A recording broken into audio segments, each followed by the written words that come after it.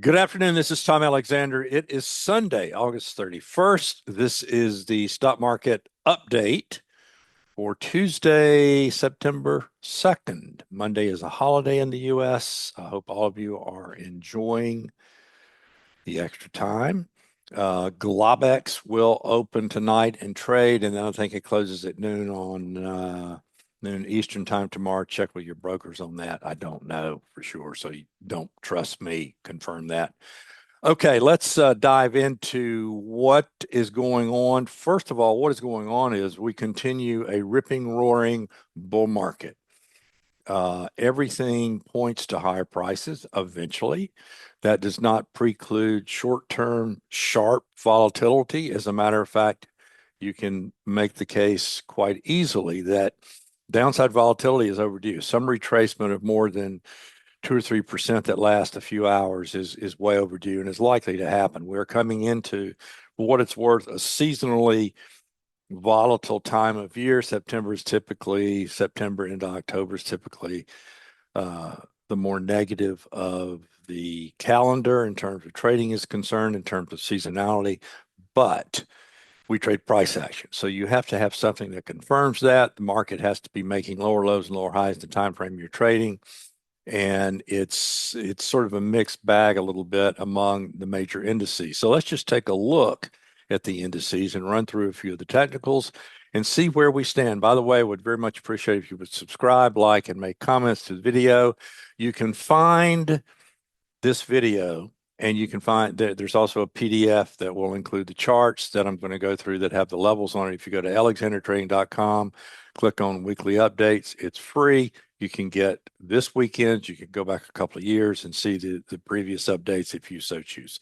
Okay, let's dive into the charts here for a bit.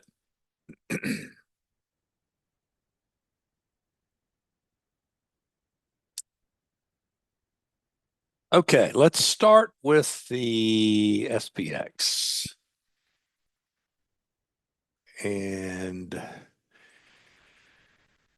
this is the SPX. Now, the SPX and the NDX have been hit, quote unquote, by rotation.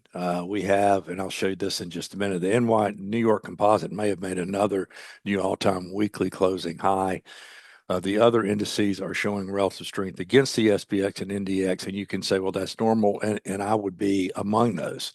However, things are not quite in lockstep. All right. So that's a little bit of a heads up because the market, on the one hand, we have NYSE, the NYSE cumulative advanced decline line is making new all-time highs, but you also have the dominance of these 10 stocks in the SPX and NDX that are now lagging.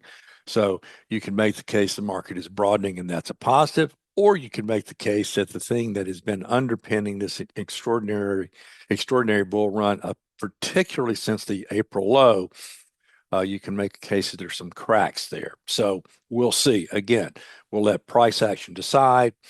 1 or 2 down days does not mean a bull trend has ended. Any top that occurs in here, okay, I don't care if we drop 10%, is very likely to be followed by new all-time highs in one or more of the indices. That's the message I think we're getting from the the new all-time highs in cumulative AD line. I've been trading 40 years.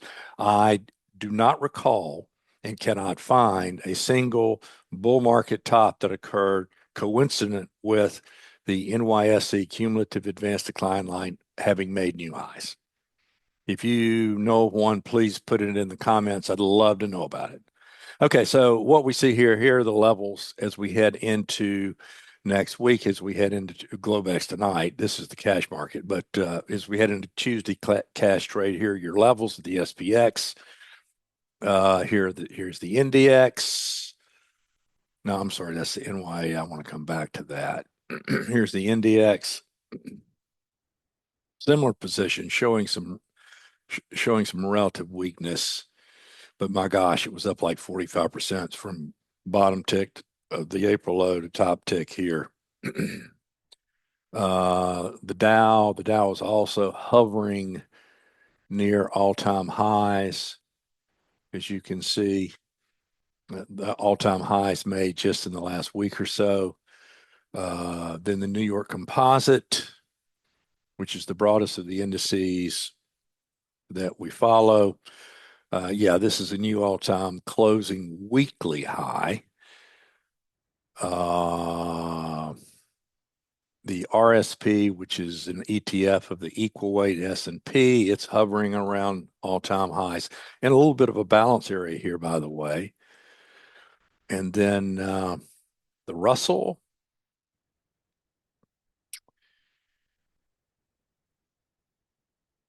it's just below multi-month high here, as you can see. This is the all-time high, I think. Is that right?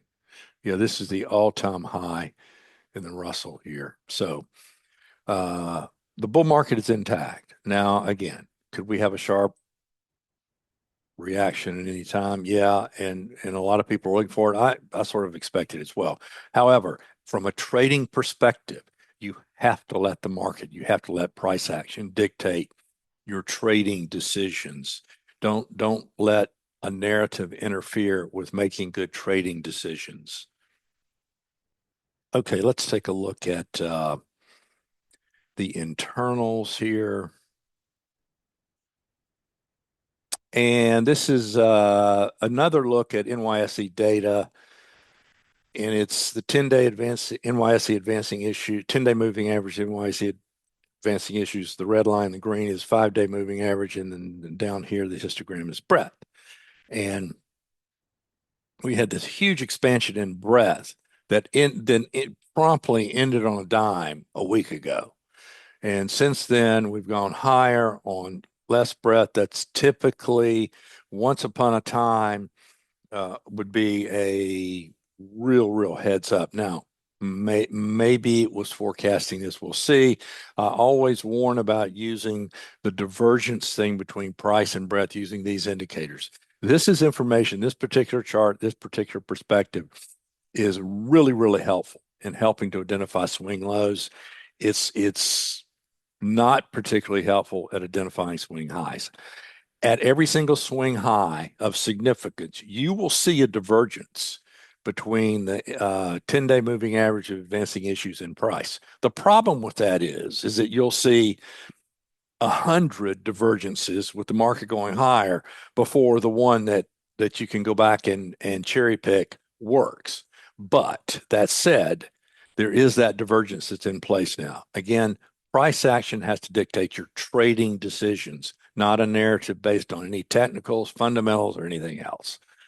Okay, let's look at VIX. And VIX has been low. VIX jumped a little bit on Friday, which is not unexpected. Again, that's pretty much it, guys. It will be an interesting week. I think we have a lot of exogenous economic stuff that could be a catalyst for volatility. We shall see.